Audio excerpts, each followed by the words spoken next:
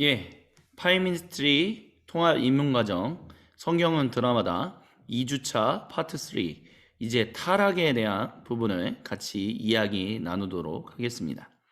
이것은 이제 성경은 드라마다라는 부분에서 이제 제2막이다라고 이제 저자들은 표현하는데요. 그것은 뭐냐면 바로 하나님 나라 안에서의 반역이다라는 부분으로 이제 얘기하고 있습니다. 이제 타락은 하나님 나라 안에서의 이제 반역이다라는 것이죠.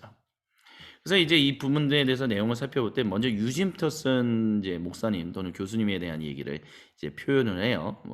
이제 인용해서 얘기를 하는데요. 유진 피터슨 목사님이 이런 얘기를 했었습니다. 재앙이 일어났습니다. 우리는 더 이상 우리의 선한 시작과 계속 함께할 수 없습니다. 우리는 참사로 인해서 선한 시작, 즉 하나님이 시작하신 선한 시작으로부터 분리되어 있습니다. 또한 우리는 우리의 선한 완성으로부터도 분리되었습니다. 다시 말한다면 우리는 엉망진창의 중심에 거해 있습니다. 라고 얘기를 해요. 이게 타락함으로 인해서 일어난 재앙이다라는 거죠. 하나님이 우리에게 의도하신 선한 시작이 이제 더 이상 우리와 함께 할 수 없게 됐다는 거예요. 결국 다른 말로 한다면 선하신 하나님이 우리와 함께 할 수 없게 되었다라는 것을 얘기한다라고도 말할 수 있겠습니다. 또한 이제 선한 시작으로부터 이제 분리되었다는 거죠. 하나님이 우리에게 목적하신 바와 굉장히 많이 비틀어졌다는 거죠. 그리고 죄라는 단어가 이제 관역을 비껴갔다 이제 라는 표현으로 이제 의미를 가지고 있다라는 것을 우리가 알고 있을 때 결국에는 하나님의 선한 시작과 의도로부터 이제 완전히 방향이 좀 많이 꺾였다라는 것을 이제 이런 표현으로 유진 교수님이 이제 표현했다라고도 얘기할 수 있겠습니다. 또한 우리는 우리의 선한 완성, 이게 되게 중요해요. 선한 완성. 즉, 창조 때부터 하나님께서 의도하셨던 선한 완성이라는 게 있었다라는 것입니다. 근데 그 선한 완성이라는 것 자체가 뭔가 거기로부터 우리도 방향이 완전히 꺾여버렸다는 거예요. 처음부터 방향이 꺾이니까 끝까지 가는 방향이 종착지조차도 완전히 방향이 꺾여버리게 되었다라는 얘기를 유진 피터스 목사님을 통해서 이렇게 지금 저자들은 얘기하고 있다는 거죠. 그렇기 때문에 이제 엉망진창이 됐다는 거예요. 가야 할 길을 분명하게 가지도 못하고 우리에게 가야 할 길을 함께 보여주신 그 선하신 하나님과도 함께 할 수 없기 때문에 그 진정한 세상의 왕이신 하나님과도 함께 할 수 없기 때문에 이런 재앙이 일어났다라고 이제 얘기한다라는 것이죠. 이 일이 이제 이 책의 59페이지를 보면 이 일이 이제 실제로 일어난 일로 여겨야 한다라고 이제 저자들은 얘기합니다. 실제로 일어난 일. 물론 이것을 우리는 이제 창세기 1장으로부터 11장에 나오는 내용을 보통 이제 원역사라고 이제 표현을 하죠. 또는 이제 여기 이제 뭐라고 그럴까 PPT나 이제 이런 것들 통해서 보면 보편적 역사다라고 표현하기도 해요. 이제 원역사 또는 보편적 역사 두 단어 다 같은 의미를 이제 포함합니다. 그게 뭐냐면 우리가 언제 일어났는지 모르는 역사들이다라는 거예요. 예를 들어서 저번 이제 영상에서 말씀 잠깐 드렸지만 아브라함이 이제 갈대아 우르지오로부터 나와서 이제 하나님이 약속하신 이제 지역으로 이제 젖과 꿀이 흐르는 그 지역으로 이동한 것을 보통 주전 18세기로 이제 보통 보거든요. 그러면 주전 18세기, 19세기로 본다면 적어도 언제쯤이다라는 것은 있잖아요. 적어도 굉장히 오래된 수천 년 전의 얘기다라 할지라도 신석기 시대에 있었던 일이다 할지라도 분명히 어느 정도는 있었던 시대의 일이다라는 것을 이제 아브라함 나타나는 창세기 12장부터는 있었던 일이다라고 얘기할 수 있는데 창세기 1장으로부터 11장에 나오는 얘기는 도대체 어느 시대에 있었는지 우리가 알 수 없다라고 이제 얘기할 수 있다는 거죠. 그러다 보니까 어떤 분들은 이게 정말 실제로 일어난 일인가 정말 인류 역사 가운데 우리가 보통 주전 또는 주후라고 얘기하는 그 세계에 포함되는 일인가 그냥 신화라고 얘기해야 하는 거 아니냐 이렇게 얘기하는 기독교인들도 있습니다. 분명히. 하지만 이 저자들은 분명하게 얘기를 해요. 이것을 언제 일어났다라고 우리가 얘기하기는 분명하게 단언하기는 어렵지만 분명하게 실제로 일어난 일로 우리는 여겨야 한다는 게. 그리고 이거를 뭐 굳이 표현한다면 믿음의 범주다라고도 얘기할 수 있겠죠. 창조의 이야기도 결국에는 믿음의 범주에 대한 부분들이 많이 있잖아요. 예를 들어서 정말 그런가? 우리의 어떤 인식과 우리가 현재 가지고 있는 사고로 모든 것을 다 이해하기에는 어려운 것. 그런 것처럼 타락과 관련해서도 그런 내용들이 있다는 거죠. 하지만 적어도 이제 뭐 저번에 창조 이야기 때 했던 것처럼 그게 주전 10세기경에 완성된 이제 문서 창세기가 그때 완성이 됐든 주전 6세기경에 창세기가 완성이 됐든 간에 우리가 현재 가지고 있는 창세기 그 이야기, 창조 이야기가 완성이 됐든 간에 결국에는 고대 이스라엘에게 주어졌던 유대인들에게 주어졌던 포로로 끌려갔던 유대인들에게 주어졌던 창조 이야기는 결국 세상을 다스리시는 세상을 오직 유일하게 만드신 전지전능하신 왕이신 하나님이 너희를 구원해내시는데 그 이유는 무엇이다? 그 세상을 창조하신 선하신 하나님이 세상에 뿌리신 선한 의도를 그 하나님의 형상을 가진 바로 너희를 통해서 꽃 피우게끔 하기 위해서 그 일을 했다라는. 그래서 나는 너희를 통해서 예배 받을 거다라는 거예요. 뭐 어떤 일? 하나님의 그 심으신 아름다움이 그 정의가 그 복됨이 꽃 피우는 것 안에 내포되어 있는 게 발현돼서 안과 겉이 동일하게 표현될 수 있게끔. 그래서 그것이 땅 끝까지 퍼져가게끔 하기 위하여. 그 창조의 이야기가 이제 이루어졌다라는 거죠. 그런 것처럼 그것이 이제 실제로 일어난 일로 여겨한다는 거예요. 특별히 우리가 이 세상 뭔가 엉망진창이고 무엇인가 제대로 잘 정돈되어 있지 않는 것 같은 이 세상 가운데 살아갈 때 얼마나 힘들고 복잡하고 정말 괴로운 일들이 얼마나 많습니까? 이게 하나님이 창조하신 좋은 세상이라고, 선한 세상이라고, 정의로운 세상이라고, 복된 세상이라고, 아름다운 세상이라고 어떻게 그렇게 얘기할 수 있느냐라고 얘기할 수 있는 일들을 우리가 많이 얘기하잖아요. 그렇다면 분명하게 그것에 대한 기원이 무엇인가라는 부분에 대해서도 우리는 이야기를 나눠야 하죠. 그러면 그 기원은 무엇이냐라고 했었을 때 기독교는 그리고 오래전부터 하나님의 백성들은 뭐라고 얘기했었냐면 연속성을 가지고 있는 하나님의 백성들은 뭐라고 얘기했었냐면 타락이 분명히 있었기 때문에 그 일들이 일어난 것이고 지금 우리가 그것을 마주하고 경험하고 있는 것이다 라고 얘기했다라는 거예요. 우리가 지금 경험하고 있는 모든 부정의함, 불공정함, 모든 더러운 것, 모든 추악한 것 이런 모든 것의 시작이 뭐다? 타락이다라는 거예요. 그래서 타락 시초가 뭐예요? 성경은 첫 인간 부부의 반란에 대해서 얘기를 하고 있습니다. 유혹받고 그리고 굴복함으로 재앙이 임했죠.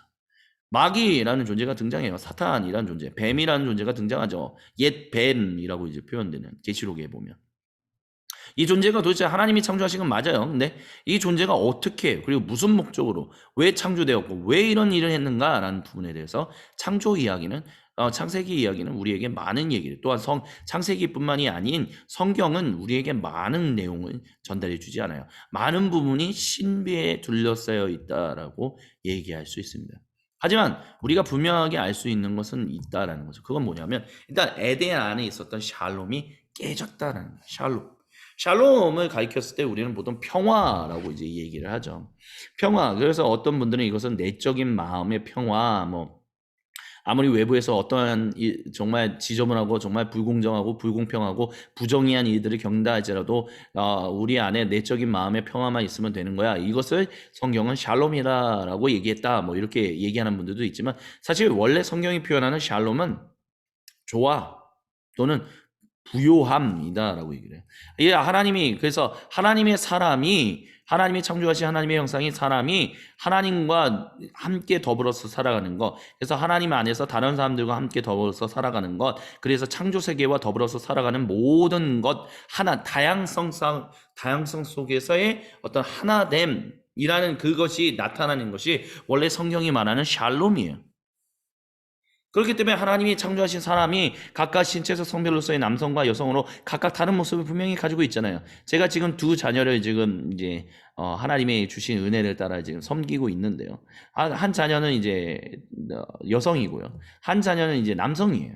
근데 여성과 남성 아직 이제 신체적 2차 성징이 등장하지 않았기 때문에 분명하게 막 뭐 확연하게 이제 드러나는 어떤 신체적인 차별 아니 차이점은 있지는 않지만 구별되는 점은 있는 것은 아니지만 적어도 어떤 어느 한 부분에서는 이미 어렸을 때부터 뭔가 분명하게 다르다는 것을 우리는 목격합니다. 이제 부모로서. 그런 것처럼 하나님이 창조하셨을 때 분명히 각각 다르게 창조하셨다는 거예요. 그리고 그 다양함, 다름, 각각 다름의 그 유니크함이라는 말. 그 유니크함은 하나님이 주신 복이다라는 거예요. 그 유니크함이란 말 자체가 우리나라 말로는 정확하게 이제 번역되는 이제 정확하게 표현할 수 있는 단어가 없어요. 유니크함이라는 것을 굳이 가장 잘 표현한 이제 우리나라 말로 한다면 이제 고유함이라고 이제 표현할 수 있겠죠. 독특한 것도 아니고요. 어떤 유별난 것도 아니에요. 고유함이라는 거죠. 하나님이 각 사람 한 사람 한 사람에게 주신 고유함이 있다는 거예요. 그 고유함 가운데서 하나님과 함께 하나님 안에서 코람네오라는 거 우리가 보통 얘기하는 그 안에서 함께 더불어 하나됨을 이루어가는 것. 다른 말로 말하면 하나됨이라는 것은 한 가족을 이루는 거예요. 우리가 보통 가족을 이루면서 살아가지만 가족을 이루면서 살아갈 때 우리가 가족은 그냥 하나로 뭐라고 할까요? 그냥 1차원적으로 적용하는 그런 게 있는 건가요? 가족이 다 그렇지 않잖아요. 가족의 삶이 다 다르잖아요. 앞으로 살아가면 이제 저희 자녀들도 이제 가다 보면 자녀로서의 삶, 자기들의 나름의 삶을 살아가게 될 테고, 저는 저 나름대로의 이제 삶을 계속해서 살아가서 이제 저는 노년을 이제 맞이하게 될 겁니다. 그럼에도 불구하고 우리는 이제 가족이라는 이름을 계속해서 얘기를 하겠죠. 그리고 제 두 자녀가 이제 떠나게 되면 그 두 자녀는 이제 자신들만의 이제 장성하게 돼요. 하나님의 은혜를 따라 또 다른 가족을 이루어내게 될 거예요. 그게 원래 하나님이 원래 사람에게 주셨던 생육하고 번성하라는 뜻이거든요. 그렇기 때문에 이제 자녀가 장성해야 또 다른 남성은 이제 제 아들은 어떤 여성분하고 결혼하게 될 거고, 제 딸은 어떤 남성분하고 이제 결혼하게 되겠죠. 뭐 결혼하지 않을 수도 있겠지만요. 결혼을 만약에 하게 된다면 하나님이 말씀하셨던 생육하고 번성하는 그 일을, 그 창조 명령을 그들은 그 삶을 통해서 누리면서 증거하게 되는 거예요. 그리고 타인들과 조화를 이루면서 또 다른 하나님이 인정하시고 아름답게 여기시는 하나님과 함께하는 가족이 이제 존재하게 되는 거죠. 그 가족을 양산해 내게끔 하기 위하여 하나님이 저라는 사람을 제 아내와 함께 결혼하게 하신 거예요. 근데 각각 다른 사람을 한 몸 이루게 하셨다는 거죠. 그런 것처럼 함께 더불어 조화로운 그 질서 있는 복된 관계, 근데 그 복된 관계는 뭐예요? 친밀한 인격적인 관계를 맺는 그 삶을 주셨다라는 게 바로 하나님이 우리에게 주고자 하셨던 원 의미로서의 샬롬이다라는 것입니다. 단순히 내적인 마음의 평화를 얘기하는 것이 아닌 하나님과의 하나됨, 친밀한 인격적인 관계, 다른 사람들과의 친밀한 인격적인 관계, 창조 세계와의 친밀한 인격적인 관계를 맺어가는 것, 그것이 더욱더 성숙해지는 것, 그것이 더욱더 확장되는 것이 원래 하나님의 원창조 가운데 주셨던 샬롬이다라는 것입니다. 그렇기 때문에 이 에덴 안의 샬롬은 바로 아담과 하와의 삶 그 자체가 바로 샬롬의 삶이었다라고 저자들은 이야기하는 거예요. 하나님과의 조화, 타인과의 조화, 창조 세계와의 조화 말입니다. 그렇기 때문에 저번 시간에 잠깐 말씀을 드렸던 거지만, 특별히 이제 산업혁명이 일어나는 이제 19세기에 어떤 18세기로부터 19세기 넘어가는 그쯤에 이제 산업혁명이 일어나면서 창조 세계는 이제 인류를 위해서 봉사라고 이제 존재하는 거지, 생육하고 번성하여서 땅을 정복하라고 얘기하셨잖아요. 그러니까 땅을 정복해야지. 그렇게 이용했다는 것은 이미 샬롬을 깨트린 거예요. 왜요? 창조 세계와의 조화는 자기들을 위한 조화가 아닌 하나님이 원래 거기에 심어 놓으신 그 아름다움, 그 정의로움, 그 풍요한 그것이 꽃피우게, 그게 발현되게 하는 것, 풍요롭게 하게끔 하는 것이 바로 샬롬이었거든요. 그게 원래 하나님이 사람을 청지기로서 창조하신 목적이었거든요. 그리고 그래서 같이 함께 더불어서 살아가셨던 것이고요. 근데 사람이 바로 자신들의 삶을 위해서 창조 세계가 존재하는 것이기 때문에 이용해도 된다? 이미 그 조화가 깨진 거죠. 하나님이 원래 의도하셨던 그 조화가 깨졌다는 거예요. 그렇기 때문에 그 안에는 샬롬이 없었다라는 거죠. 죄악된 것만, 타락함만 가득했었다라는 거예요. 그렇기 때문에 파괴가 일어난 거죠. 특별히 하나님께서 사람을 통해서 창조 세계와의 조화를 이루라라고 했었을 때 그 땅을 정복하라라고 얘기하는 건 뭐냐면 하나님이 계속해서 퍼져나가고 어디에요? 에덴 지역에서 에덴 동산이라는 지역에서 이것도 뭐 사람들마다 얘기가 좀 다릅니다. 저는 개인적으로 에덴이라는 지역이 있었고 하나님이 창조하신 수많은 땅과 그 지역 중에 에덴이라는 지역이 있었고 그 안에 에덴 정원 또는 동산이라고 표현하는 그곳이 있었다라고 봐요. 뭐냐면 에덴이라는 지역 전체가 다 동산이 아니라 에덴 안에 동산이 있었다라고 본다는 거죠. 그러면 에덴의 나머지 지역은 동산이 아닌 거죠. 그리고 예를 들어서 제 지금 이 생각을 받아들이지 않으신다 할지라도 에덴 있고 동산이라고 생각하신다면 에덴 동산 안에 에덴 동산 밖에 세상이 있다는 것은 분명한 거예요. 하나님이 창조. 그 세상 거기는 어땠느냐라고 했었을 때 거기는 보통 이제 어떤 성경학자분들은 이제 황무지였다, 광야였다, 웨이스트랜드라고 표현하는 그런 곳이었다는 거예요. 그러면 거기를 개간하라는 거예요. 거기에 개간해서 거기서 살라는 건데 너희만 사는 것이 아니라 거기에 하나님이 창조하신 그 세계가 더욱더 복되게끔 하는 더욱더 풍요로워지는 일들이 일어나게끔 하기 위해 거기서 일하라라고. 그래서 번성하여 계속해서 자녀를 낳아서 번성하면서 그러면 에덴 언젠가는 에덴 동산 안에 꽉 찰 거 아니에요. 그럼 거기에 모여 있겠어요? 모여 있는 거 아니잖아요. 하나님은 원래 사람을 창조했을 때부터, 그러니까 타락 이전부터 이미 사람들이 생육하고 번성했을 때, 그 계속해서 이렇게 장성하여 새로운 가족을 이룰 때 계속해서 번성해서 나아가는 것을 하나님이 의도하셨어요. 그렇기 때문에 이미 땅 끝까지 가는 건 하나님이 창조하신 에덴 동산을 벗어나서 에덴 지역을 벗어나서 또 다른 지역으로 계속해서 퍼져나가는 그 복된 것이 더욱더 퍼져나가는 것을 원래 하나님은 원창조 때부터 의도하셨다라는 것입니다. 근데 기독교는 이와 같은 얘기들을 별로 얘기하지 않죠. 원창조에서 하나님이 계속 그냥 구원이라는 거, 구원 아니면 이건 그냥 신화적인 거니까 없었던 얘기니까 그냥 상징적으로 받아들여 이렇게 얘기하는 사람들이 있는가 반면에 아니면 이런 얘기를 아예 안 하는 분들도 굉장히 많죠. 한번 생각해 보세요. 하나님이 자신의 성소로, 당신의 성전으로 이 땅을 성전 삼으셨는데 이 땅의 성전됨이 그래서 하나님이 머무시는 그 복됨이 더욱더 넘쳐나게끔 온 땅을 그렇게 복되라고 했는데 그러면 거기만 계속 모여서 살게끔 하는 게 하나님의 원래 의도였을까요? 그렇다면 바벨탑에 있었던 사람들을 왜 심판하셨을까요? 왜 흩으셨을까요? 흩으시면 안 되는 거잖아요.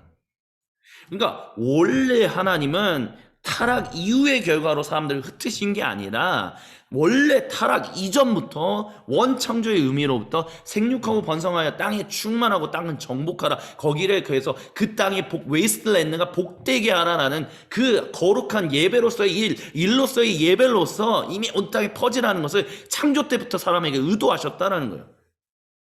이걸 우리가 분명하게 알지 못하면 우리는 샬롬이라는 의미를 정말 잘못 알 수밖에 없습니다. 단순히 내적인 평화를 얘기하는 게 기독교가 얘기했고 하나님의 백성들이 얘기했던 샬롬이 아니에요. 진정한 샬롬은 이 하나님의 원 의미가 청지기로서의 삶이 온전히 복되게 조화롭게 하나됨으로써 등장하게 하는 것 그게 원창조의 샬롬이고 지금도 회복하고 계신 하나님의 샬롬이다라는 것을 우리가 반드시 기억해야만 합니다. 그렇기 때문에 하나님과의 조화는 폴 스티븐스 교수님은 그래서 이것을 하나님과의 친밀한 인격적인 교제를 얘기하는 것이다라고요. 타인과의 조화는 뭐냐면 그래서 하나님이 원하시고 기뻐하시는 참다운 공동체를 만들어내는 것 그리고 마지막으로 창조 세계와의 관계는 무엇이다? 우리에게 주신 창의성 창조성을 가지고 하나님의 하나님의 창조 세계를 더욱더 그 복된 내포된 하나님이 심어놓은 그 복의 씨앗이 퍼져나오게 하는 것, 블러썸하게 되는 것, 꽃 피우게 하는 것. 그래서 니콜라이 워터스토프라는 기독교 이제 20세기, 21세기 이제 신학자는 뭐라고 얘기하냐면 샬롬은 내적인 평화를 얘기하는 것이 아니라 바로 번영함, 번성과 더 연결된다라고 얘기를 합니다. 그리고 저는 그것이 진실로 하나님이 원래 원창조, 원래 이제 고대 이스라엘 백성들이든 출애굽 가탄, 구원한 막 경험한 고대 이스라엘들 아니면 구원을 간절히 바라고 희망이 없다라고 절망하고 있었던 유대인들에게 주셨던 것이든 원래 그들에게 다시 한번 삶의 진정한 의미를 되살리게끔 하시기 위하여 주신 창조의 원 의미였다라는 것을 여러분께 그리고 제 자신에게 다시 한번 강조드리고 싶습니다. 근데 이런 타락의 기원, 방금 전에 우리가 이야기했던 이 타락의 기원, 뱀의 사악한 유혹, 아까 전에 잠시 말씀드렸지만 이 뱀이 왜 유혹했는지, 어디서 무슨 목적인지 이거에 대해서는 분명하게 설명하고 있지. 성경은 창세기는 적어도 타락의 이야기에서는 분명하게 설명하고 있지는 않아요. 뭐 그나마 이제 욥기를 통해서만 이제 거룩하시고 모든 것을 다스리시는 하나님 앞에 무릎 꿇는 어떤 뱀의 모습을 이제 우리는 좀 살펴볼 수 있게 되죠. 하지만 그런 몇몇 장면을 성경에서 우리가 살펴보는 것을 제외하고는 우리는 뱀이 왜 유혹했는지에 대해서 정확하게 알 수 없어요. 근데 이런 것을 이제 저자들은 뱀의 기원이 모호하기 때문에 오는 신비로움이 있다라고 얘기를 해요. 신비라는 것은 참고로 이렇게 말씀드릴 수 있겠죠. 신비는 판타지가 아닙니다. 판타지가 뭐냐라고 했었을 때, 판타지는 이제 보통 이제 뭐 폴 스티븐스 교수님이나 아니면 리젠드까지 얘기하셨던 뭐 유진 피터스 목사님이나 제임스 휴스턴 교수님이나 모든 분들이 뭐라고 얘기하냐면, 판타지는 우리로 하여금 현실을 잊어버리게 만들어서 현실을 이제 잊어버리고 어딘가로 가게끔 만드는, 어딘가를 이렇게 간절히 바라게 만드는 그런 거다라고 얘기해요. 근데 그거는 원래 기독교, 유대 그리스도교 초기, 유대 초기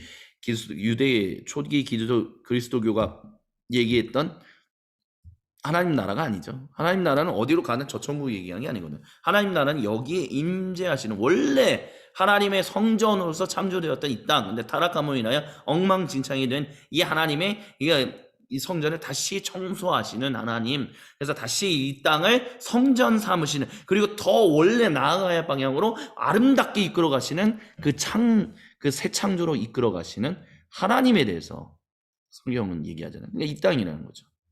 그렇기 때문에 판타지가 아니라 신비로움, 이거를 가리켜서 이제 영어로는 미스터리라고 얘기하는데, 이 미스터리는 뭐냐 하면 결국 우리로 하여금 우리가 알지 못하는 것에 대해서, 그렇기 때문에 우리가 알지 못하기 때문에 답답하고 그런 것이 아니라, 우리가 알지 못하지만 하지만 하나님은 우리와 함께 하시는 분으로서 우리를 분명하게 이끌고 가십니다. 나는 하나님이 아닙니다 라는 것을 가르쳐주는, 깨닫게 해주는, 그래서 사람으로 하여금 겸손하게 하여 사람을 진정으로 사람답게, 하나님과의 관계에서 진실로 사람을 사람답게 만들어주는 것이 바로 뱀의 기원이 모호하기 때문에 오는 신비다라고 이제 저자들이 얘기하고 있다라고 말씀드릴 수 있겠습니다.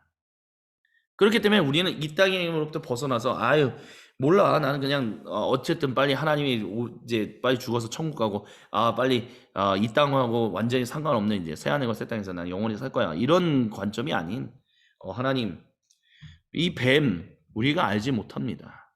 하나님은 아시죠. 분명히 하나님은 아시고 이 존재는 분명히 지금 존재하고 있습니다. 그리고 아직도 뭔가 완전히 패배당했는데도 불구하고 그 패배를 인정하지 않고 계속해서 병든 그 폐잔병처럼, 하지만 현실을 인정하지 않는 그 폐잔병처럼 그렇게 움직이고 있습니다. 하지만 하나님, 이 모든 일들을 통해서 우리는 하나님이 나의 인생, 내 인생, 내 개인의 인생에 정말 인격적인 왕이시며, 또한 이 세상에 인격적인 친밀한 관계를 맺으시는 왕이신 것을 믿음으로 고백합니다. 왜냐하면 하나님이 뱀을 그냥 그대로 내버려 두지 않으시고 뱀을 이기셨고 뱀을 꺾어버리셨고 우리를 구원해내시는 가장 아름다운 일을 행하셨기 때문입니다. 이런 고백을 만드는 것이 이제 뱀의 기원이 모호함으로부터 오는 신비다라고 이제 얘기할 수 있다는 것입니다. 무엇보다 우리가 이제 잊지 말아야 할 것은 이 기원에 대해서 우리는 진지하게 다루어야 돼요.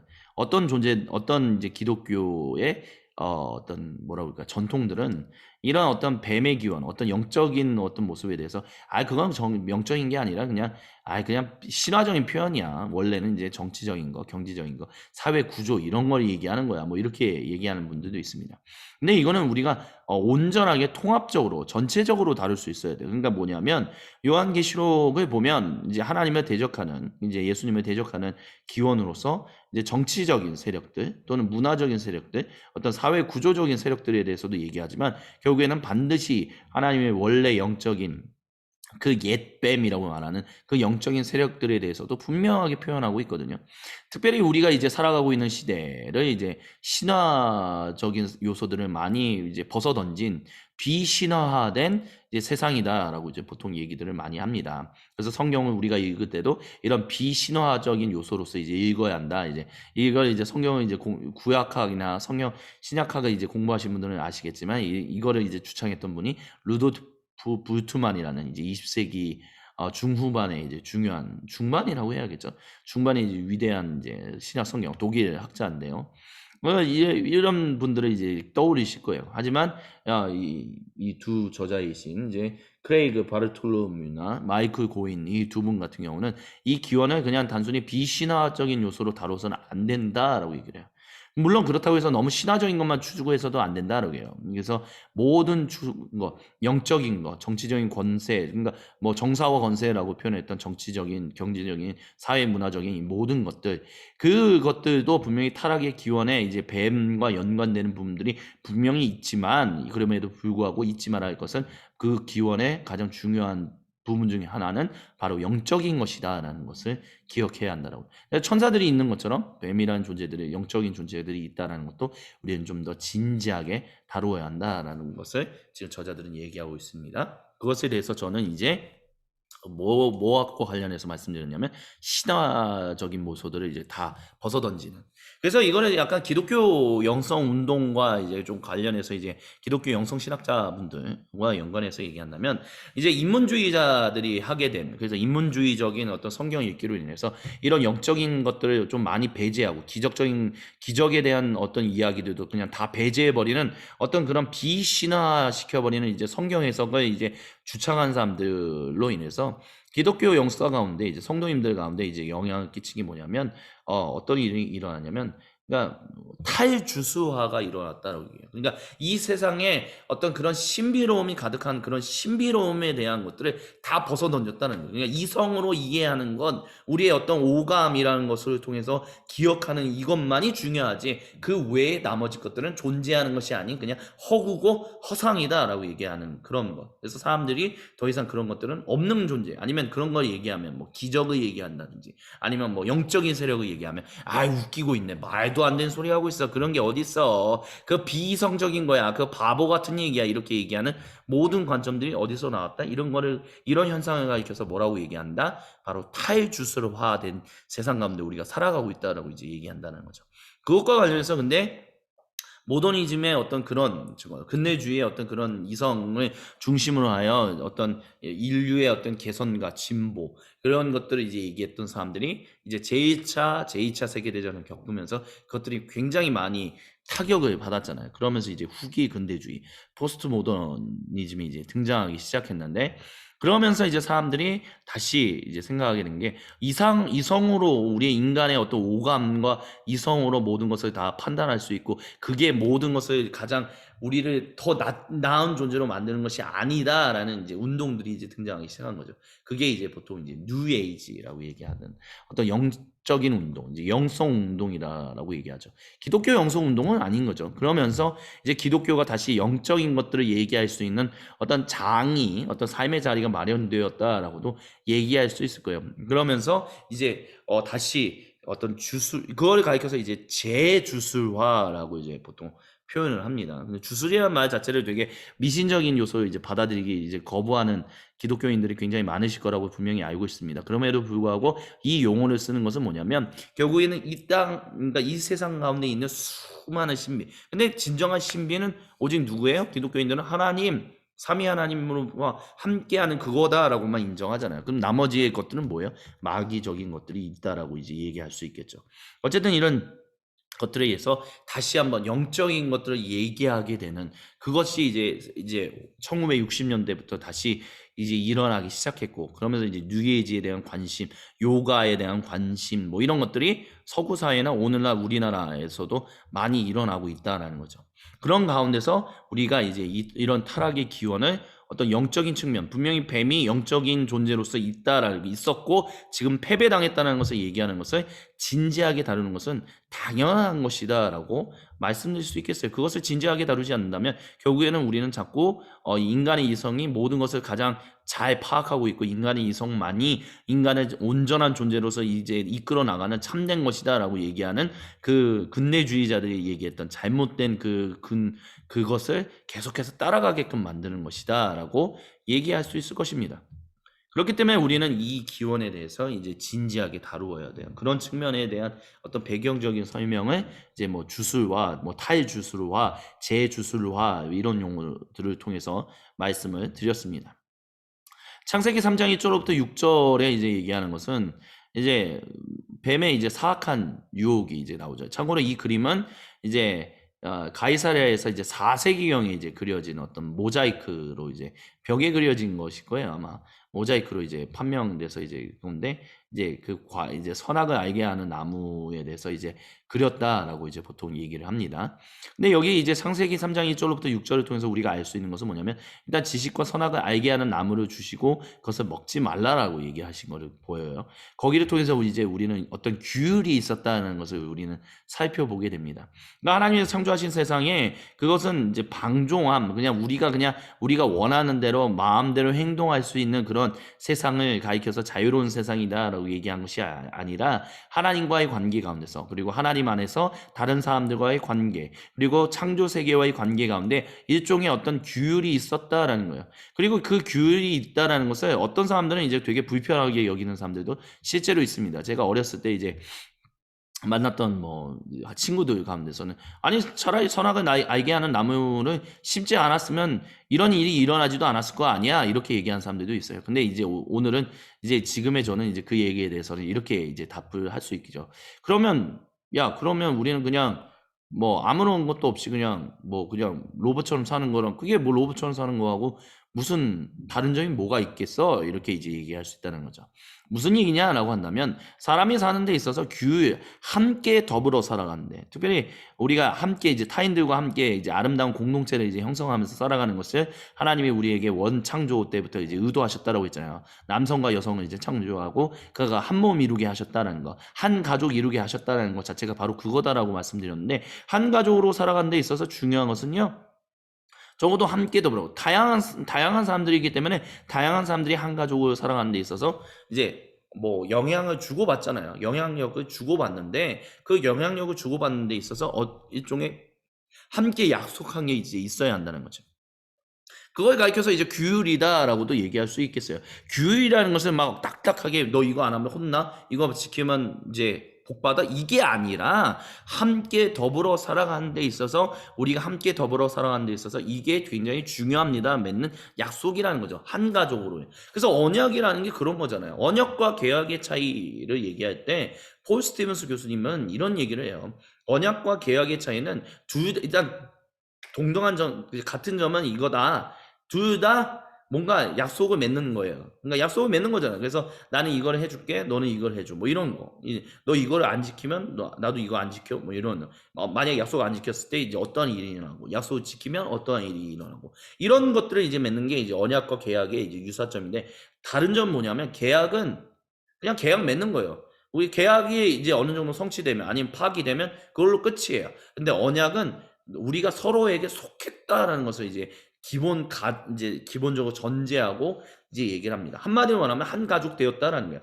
하나님이 우리의 하나님이 되고 우리는 하나님의 백성이 되었다는 것은 한 가족이 되었다는 거예요. 그러니까 가족은 절대로 깨어지지 않는다는 거예요. 그래서 폴 스티븐스 교수님은 뭐라고 얘기하냐면 그 언약을 맺었기 때문에 그 언약에 따르는 의무와 어떠한 그런 것들이 있다라고 얘기를 해요. 규율이 있다, 약속이 있다는. 그래서 이렇게 행동하면 너희가 복을 받고 이렇게 행동하자 이게 만약에 다르게 행동하면 너희가 저주를 받고 이런 일들이 일어난다는 거죠. 근데 그래서 언약에 이제 성실하게 이해했느냐 아니면 불성실하게 했느냐에 따라서 복을 받는 일들이 있었고 저주받는 일들이 있었지만 언약 그 자체는 깨어진 적이 없었다라고 얘기를 해요. 그리고 저는 그 사실이 정말로 참되다라고 개인적으로 그렇게 믿음으로 고백하며 여러분에게 좀 소개하고 싶습니다. 그렇기 때문에 하나님이 원래 아담과 하와에게 이제 한 가족이 되었다라고 얘기하시는 게 뭐냐면 그 가운데서 근데 너희가 그러니까 공동체를 이루는 데 있어서 그리고 너희가 창조 세계를 섬기는 청지기로 살아가는 데 있어서 어떤 약속이 있고 거기에 이제 성실하게 해야 하는 어떤 삶의 모습이 있는데 그게 뭐냐라고 한다면 바로 선악을 알게 하는 또는 지식의 열매라고 얘기하는 그것을 먹으면 안 된다라는 것을 주셨다라는 거예요. 그래서 그거 외에는 다른 것에는 다 자유하잖아. 그 외에는 다른 것들을 다 먹을 수도 있었어요.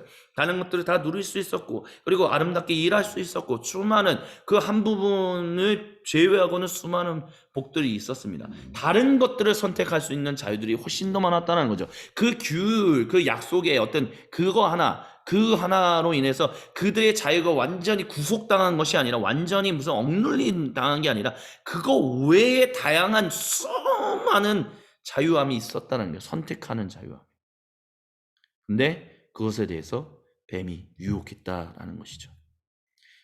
그래서 지식과 선악을 알게 하는 나무라는 것은 결국은 무엇이냐면 하나님의 말씀으로 살기로 선택하는 것인가 또는 사탄의 말을 따라 살기로 선택하는 것인가 그것에 대한 선택이었다라고 저자들은 이야기합니다. 하나님의 말, 그러니까 자유라는 것은 우리에게 있어서 하나님의 백성인 고대 이스라엘 또는 유대인들 그리고 그리스도인들 모두를 포함한 하나님의 백성답게 살아가는 것은 무엇이다라고 한다면 하나님의 말씀대로 살아가는 것을 선택하는 것이 바로 하나님의 백성된 하나님이 자유롭게 하신 백성들의 참다운 삶의 모습이다라고 얘기한다라는 것입니다. 근데 그것과 반대로 사탄의 말을 따라 살기로 선택한다면 결국에는 사탄의 노예가 되는 자유한 백성이 아닌 세상의 노예가 되는 백성이 되었다라고 성경은 그렇게 얘기해 왔다라는 것입니다. 죄의 본성, 그렇기 때문에 죄의 본성은 뭐냐라고 했었을 때 저자들은 자율성에 대한 얘기를 해요. 이 자율성은 뭐냐면 스스로가 모든 것에 옳고 그름에 선하고 악함에 그리고 진실과 거짓을 판단하는 근원이 되는 것. 그게 바로 죄의 본성이었다라고 얘기를 합니다. 그러므로 인해서 결국 아담과 하와가 이제 뱀이 굉장히 유혹을 하잖아요. 너희가 정령 죽을 것이야 라고 얘기했는데 하나님은 정령 죽을까 하노라 뭐 이런 식으로 의심하게끔 만들고 하나님의 말씀에 대해서 제대로 판단하지 못하게끔 만들었다는 거. 그리고 참고로 한 가지 더 말씀드린다면 어떤 분들은 이제 굉장히 오랜 시간 동안 기독교에서 잘못되게 얘기해왔던 것이 무엇이냐면 하와가 유혹받아서 하나님의 말씀을 듣지 못했던 하와가 이제 유혹받아서 하와가 먼저 이제 먹었고 그것을 아담에게 전해줌으로 말미암아 아담은 하와를 사랑하는 마음 때문에 그것을 먹은 것이지 그러니까 둘 다 죄를 지은 사람이긴 맞지만 그 죄의 경중을 좀 더 따진다면 솔직히 더 무거운 죄의 이제 책임은 여자에게 있다, 여성에게 있다, 뭐 이런 식의 얘기를 하는 사람이 있어요. 하지만 성경을 한번 우리가 제대로 읽는다면 그 여성이 그거를 먹고 바로 그 자리에 함께 있던 남성에게 주었다라고 즉 아담에게 주었다라고 분명하게 얘기하고 있습니다. 그렇다면 그 대화가 오고 가운데 있어서 남성은 아담이 분명히 자기가 그 자리에 있으면 아니야 나는 하나님 앞에서 그 음성을 분명하게 들었어 아니야 죽을까 하노라가 아니라 진짜 정령 죽는다라고 했어 그렇기 때문에 너는 거짓말이야 왜 그래 이렇게 했고 아니면 하나님을 찾으러 갔었어야 했어요. 오히려 죄의 경중을 더 따진다면 남성에게 있는 거지 여성에게 있는 건 아니에요. 그 자리에 있었기 때문에. 갑자기 뱀인 하와가 나중에 따로 저 멀리 있었던 아담을 불러서 그거를 먹인 게 아니라 그 대화, 뱀과 여성이 함께 대화를 나누고 있는 가운데서 남성이 거기 함께 있었기 때문에 거기서 남성은 철저하게 침묵하고 있잖아요. 그리고 나중에 하나님이 너희가 왜 그렇게 먹었느냐 내가 먹지 말라고 했을 때 먼저 누구에게 그거를 죄를 전가시켜요? 남성이 먼저 그럽니다. 여성이 먼저 그러지 않았어요. 오히려 남성이 여성을 더 보호해야 하고 뭐 한다 뭐 보통 우리가 뭐 젠틀맨 뭐 이런 것들을 얘기할 때 그런 것을 이렇게 얘기하잖아요. 근데 안 했다는 거죠. 어떤 면에서는 굉장히 좀 치졸한 남성의 모습을 아담이 보여줬다라고도 얘기할 수 있겠습니다. 네, 어찌됐든 그들의 죄의 어떤 그것은 남성과 여성 둘 다 모두에게 죄의 무거움이 동시에 있고 그들이 그거를 먹은 것은 결국에는 뱀의 유혹을 따라 먹음직한 것만이 아니라 내가 이걸 먹어서 진짜 한번 하나님 없이도 하나님이 부재하실 때 하나님이 안 계실 때 내가 스스로를 좀 옳고 그름을 한번 만들어낼까? 그리고 이와 같은 일들은요 오늘날 살아가고 있는 우리 그리스도인들에게도 수없이 많이 일어나고 있는 일들입니다. 내가 정말 어떤 일을 판단하고 어떤 일을 선택하는 데 있어서 하나님의 뜻대로 살아야죠. 근데 하나님이 저한테 매 순간마다 좀 얘기해 주시면 좋겠는데 하나님의 음성 듣는 게 그렇게 쉽나요? 하나님의 음성은 제가 가끔가다 들을 때는 있는데요. 하나님의 음성을 매 순간마다 듣는 건 아니잖아요. 삶의 모든 순간마다 듣는 건 아니잖아요. 그러니까 어떤 때는 내가 좀 스스로 옳고 그름을 좀 선택해야 하고 어떤 게 선하고 어떤 게 악한지를 어떤 게 진실이고 어떤 게 거짓인지를 우리가 판단하는 거를 우리가 해야 할 때가 있지 않아요? 왜 하나님이 부재하실 때가 있으니까. 하나님이 말씀하시지 않을 때가 있으니까. 우리가 그렇게 행동하고 생각하며 살아가고 있지는 않습니까? 이것에서 자유로운 사람은 아무도 없을 겁니다. 저를 포함해서. 그래서 우리는 뭔가를 계속해서 판단을 내리려고 해요. 근데 중요한 거는요, 오래전부터 기독교인들은 하나님과 함께 더불어서 살아가는 데 있어서 우리에게 필요한 것은 무엇이냐면 판단하는 게 아니라 분별하는 것이다 라고 얘기했어요. 그래서 굉장히 어떤 영적인 하나님과의 깊은 관계로 더욱더 성숙한 관계로 나아가는 데 있어서 훈련하는 그런 규율적인 거에서 얘기해 왔던 게 뭐냐면 spiritual discernment라고 얘기하는 영적 영성 분별에 대한 것들을 많이 강조하고 발전시켜 왔었습니다. 근데 이런 것들에 대해 그런 것들을 발전시켜 외웠고 그것들을 더욱더 성숙하게 만들었던 이유는 뭐냐면 바로 자율성 뭔가를 판단 내릴 수 있다라는 것이 바로 죄의 본성이다라는 것에 대한 분명한 인식과 분명한 자각이 있었기 때문에 그렇게 영적인 분별함에 대해서 나아갔던 거예요. 그래서 내가 정말 그런 영적인 분별을 얘기했던 분들은 뭐라고 얘기했냐면 믿음에 우리가 정말 참되다라고 얘기하는 그 믿음의 선조들은 뭐라고 얘기했었냐면 우리가 분별할 수 없을 때는 멈춰 있어야 한다라고 얘기했어요. 분별해서 판단 내려서는 안 된다라고까지 얘기했었어요. 그렇기 때문에 왜 판단하시는 분은 하나님이시기 때문에 그렇기 때문에 우리가 분명하게 알 수 없어. 그리고 우리가 이 세상을 살아가는데 우리가 세상을 살아가다 보면 모든 것을 그냥 딱 블랙 앤 화이트로 흑과 백으로 딱 나눌 수 있는 게 생각보다 많지 않다는 것을 우리는 굉장히 우리의 삶의 현장에서 많이 발견하게 됩니다. 그래서 보통 폴 스티븐스 교수님의 말을 빌리자면 그레이 에어리아라고 얘기하는 회색 지대가 생각보다 많다라고 얘기해요.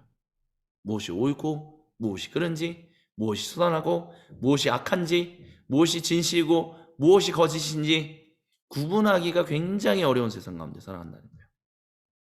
그러면 우리가 그런 상황 가운데서 우리는 어떻게 해야 하는가라고 했었을 때 주여 우리가 온전히 분별하며 살아감으로 인하여 주님께서 우리에게 주시는 좋은 것들 가운데서 가장 좋은 것들을 선택하며 그것을 택하고 그것을 함께 하나님과 더불어서 나아가는 일에 그러니까 단순히 옳고 그르고 선하고 악하고 이런 것만 판단을 한 게 아니라 하나님이 이미 그것은 우리가 하나님의 뜻 가운데서 온전히 잘 분별하고 하나님이 우리에게 주신 좋은 것들 가운데서 지금 나에게 가장 주시는 가장 좋은 것을 하나님께 올려드리며 하나님과 함께 걸어가는 삶을 살아가는 게 굉장히 중요하다.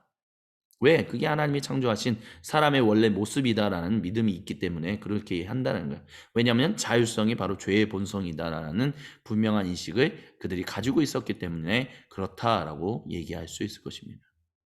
또한 언약에 대한 저항이 그래서 그 자리에서 일어났던 거예요. 다른 말로 한다면 정당한 왕에 대한 충성을 거부했다라고 얘기할 수 있습니다. 누가 왕이에요? 하나님이 왕이시다는 거죠. 진실로 다스리시는 왕. 네, 우리는 이제 민주주의라고 얘기해서 이제 민주주의라는 세상에서 살아가다 보니까 왕이라는 개념을 굉장히 거부하게 돼요. 굉장히 혐오한다라고 해야 할까요? 그렇게 살아갑니다. 진정한 왕은 우리 백성이지. 저 정치가들 이런 사람들은 우리를 그저 섬기는 사람들일 뿐이지. 하나님은 분명히 우리를 사랑하셔서 우리를 섬기십니다. 하지만 중요한 것은요. 그럼에도 불구하고 하나님은 우리와 완전히 다르신 분이다라는 것을 우리는 잊어서는 안 돼요. 하나님과 우리가 맺은 한 가족 되었지만 우리가 무시하고 그분을 멀리하고 그냥 대충 적당하게 하면 되겠지 이런 식의 인식을 우리가 가질 수가 없습니다. 왜냐하면 하나님은 우리의 하나님, 우리를 구원하신 분, 우리를 창조해내신 야훼 하나님이시기 때문입니다. 야훼 엘로힘이기 때문에 그래요.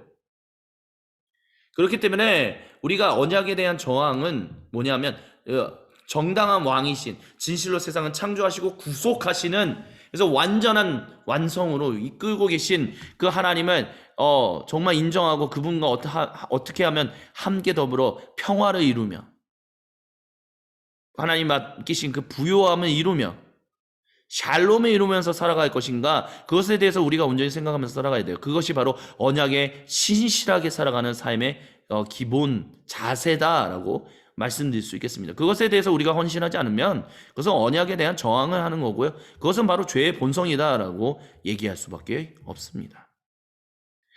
예, 그래서 지금 이제 2주차 파트 3 타락에 대한 첫 부분을 잠시 이야기를 여기까지 나눴습니다. 계속해서 이제 파트 4에서 타락에 대한 나머지 부분을 계속해서 나누도록 하겠습니다.